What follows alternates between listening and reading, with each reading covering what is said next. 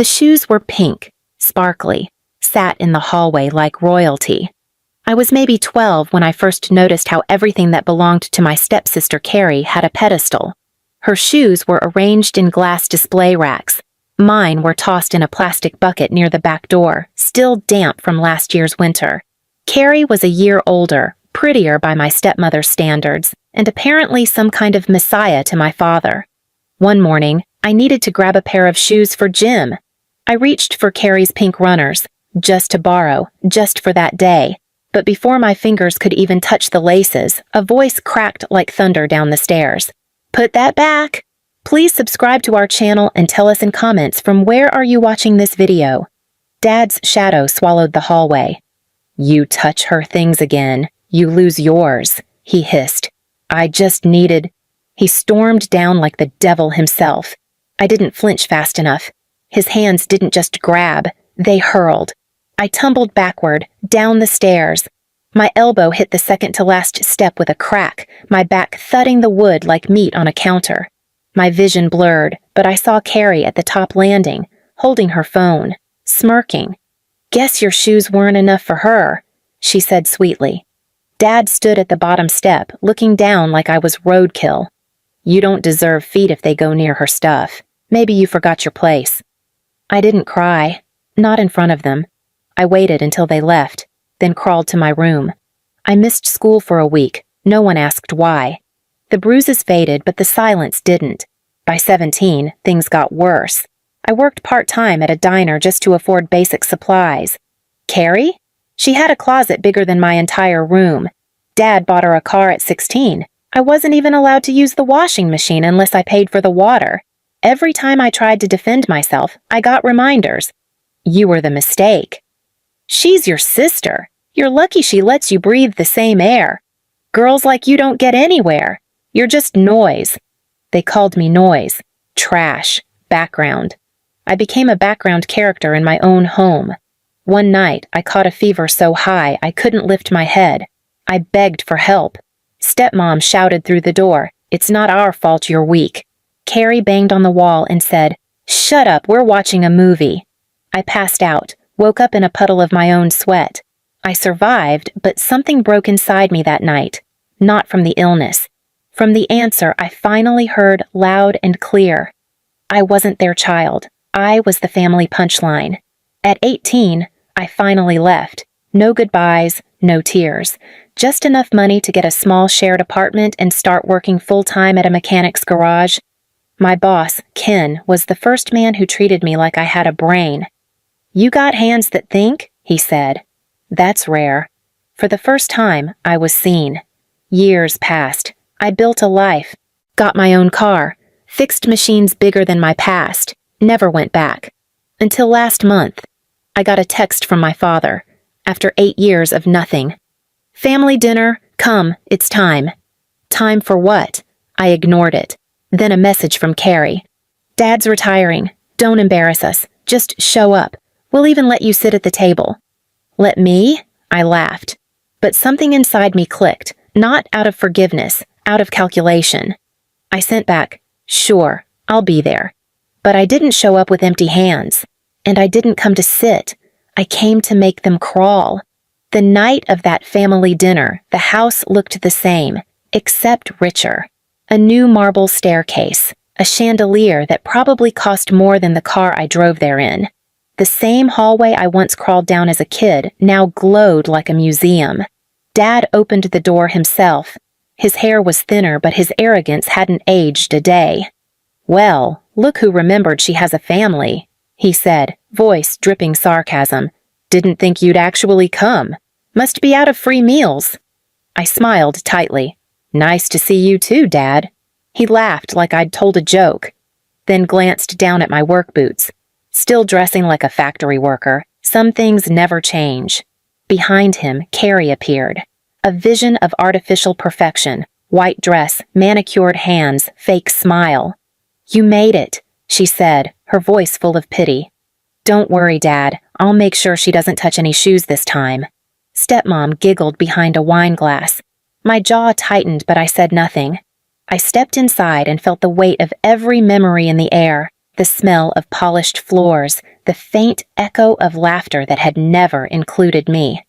Dinner was staged like a magazine cover. Candles, silverware, flowers, and people who thought cruelty was just another form of conversation. Dad raised his glass. To family. Carrie smiled like she was posing for a camera. To the ones who made us proud. Their eyes skipped over me. I sat quietly, my plate untouched. My hands were steady. I'd spent years learning that silence could hurt more than screams. Finally, Dad looked at me. So, what have you been doing all this time? Fixing engines? Changing tires? Running my own shop now, I said simply. Carrie rolled her eyes. A shop? How quaint. Dad, she thinks turning a wrench is an achievement. Dad smirked. You could have been more, you know, if you'd just learned respect. Respect. The word hit me like a cold slap. I remembered the stairs, the floor, the laughter. I learned it, I said softly. Just not from you. He frowned. What's that supposed to mean? I looked up and met his eyes. Respect means not shoving your kid down a staircase because she touched a pair of shoes. The room went dead silent. The air thickened. Stepmom coughed, pretending to laugh. Oh, stop living in the past. You always had a flair for drama. Drama? I repeated, my voice rising just enough. You mean the time I couldn't walk for 2 days? That was drama? Dad slammed his fork down. Watch your tone. You think coming back here gives you the right to talk to me like that? Carrie smirked, swirling her wine. Oh, come on, Dad. She's just jealous she never got the attention I did. I leaned forward. You're right. I didn't. I got the bruises instead. Her smirk faltered. Maybe, I said.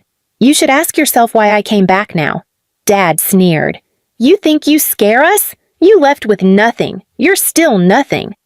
I reached into my bag and slid a thick envelope across the table. What's this? Carrie asked, her tone instantly greedy. I smiled. Proof. Dad hesitated. Proof of what? Of where your money went. Their faces twitched in confusion. You remember the construction project you bragged about? The one that was supposed to turn your little empire into a franchise? I said quietly. The one you registered under my name when I was still a minor? To avoid taxes? Dad's eyes widened. You don't know what you're talking about. Oh, I know. I've got contracts, bank statements, and the signatures you forged. The color drained from his face. Carrie froze. Stepmom set her glass down, her voice trembling. You wouldn't expose your own father. I leaned back in my chair. I wouldn't, but I already did. Carrie stood, her voice shrill. You're lying. Am I? I pulled out my phone and pressed play. The sound of Dad's voice filled the room, a recording from 2 years ago. He was bragging to one of his clients, laughing about putting business liabilities under the kid's name who disappeared. Dad shot up from his chair. You had no right. I had every right, I said coldly. You used me. You buried me under your mistakes. Now it's your turn to live under them. Carrie shouted, You can't do this to us. I turned to her slowly. Do you know what it feels like to be told you don't deserve feet? To be thrown like trash because you touched someone's shoes? Her face went pale. That was years ago. I still feel the steps, I said, my voice low. Every single one of them. Dad tried to grab the envelope, but I slid it out of reach. Oh, and don't worry, I added. I didn't go to the police. I sent everything to your investors. They'll do worse than jail. The room cracked open. Dad's hand trembled. Stepmom gasped. Carrie whispered something that sounded like a prayer. I stood up, calmly pushing my chair back. Dad tried one last time. You can't walk out on us again. We're family. I looked down at the floor, the same polished stairs that once broke my back, and said, You taught me what family means. You'll get to live with that. I left the house to the sound of chaos. Carrie shouting, Dad slamming drawers, Stepmom crying. Outside, the night was cold. I didn't feel it. I walked away. Slow, steady, deliberate. The same steps I once fell down, I now climbed in reverse.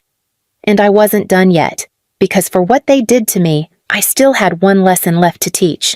They made me crawl. Now, they would learn how to walk. Bare. The news didn't take long to spread. 3 days after I walked out of that dinner, I got the first call from one of Dad's former investors. Then, 2 more. By the end of the week, their empire cracked like old porcelain. Turns out, when your company's foundation is built on fraud, forged names and unpaid debts, pulling out even one brick, especially the one with my name on it, makes the whole thing collapse. Their bank accounts froze, contractors backed out, shareholders filed lawsuits faster than Dad could scream. I watched it all from a distance. I didn't need to speak. The truth did all the shouting for me. But I wasn't done. What they did to me, the years of humiliation, the staircase, the bruises they denied, it wasn't just about pain. It was about making me feel less than human, like I wasn't even worth the shoes on my feet. So I planned something they'd never forget. I waited until their assets were seized, the house was put up for auction, and Carrie's social media silence became deafening. She couldn't show her face, not after the fashion companies she bragged about working with all dropped her overnight. Turns out, when your image is tied to a fraud scandal, nobody wants you to sell luxury. They moved out of the mansion in the middle of the night. Reporters camped outside. A neighbor posted a video online of them dragging suitcases down the front steps, faces hidden under sunglasses. The clip went viral. The comment section didn't hold back. A family that walks all over others now walks alone. Guess karma doesn't come with heels. She don't deserve feet? Look who's crawling now. But I still hadn't delivered the final blow. That came on a Sunday morning. I rented the same ballroom where Carrie's private charity gala used to be held every year. The same place I was once banned from because I didn't match the aesthetic. I made the event look exactly like hers. Same color scheme, same layout, same guest list. I sent out invitations under a new name, pretending it was a luxury networker event for entrepreneurs. They showed up. Carrie in worn-out stilettos, Dad in a wrinkled blazer, stepmom holding onto her purse like it might still buy respect. The moment they entered, the doors locked behind them.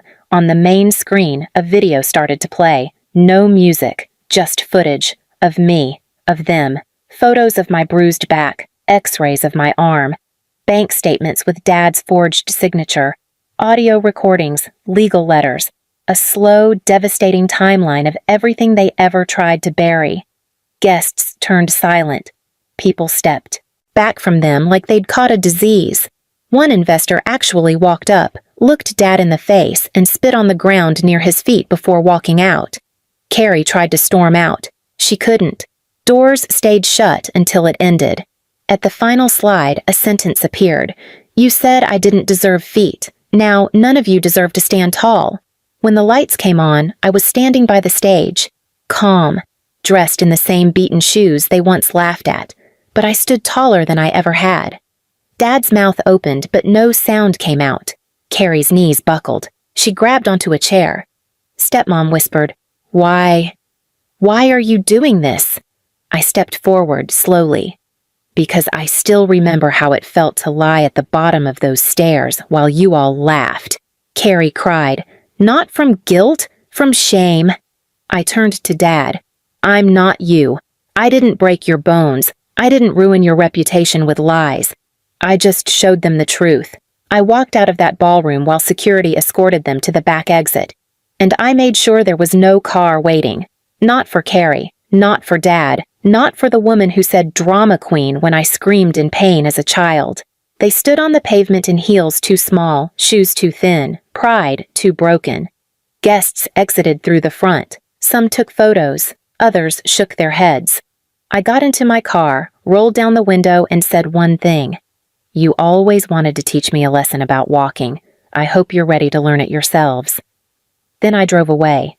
No ride, no driver, no home. Just the sidewalk, and 3 people who used to stand tall, now walking bare, one painful public step at a time. Please subscribe to our channel and tell us in comments from where are you watching this video.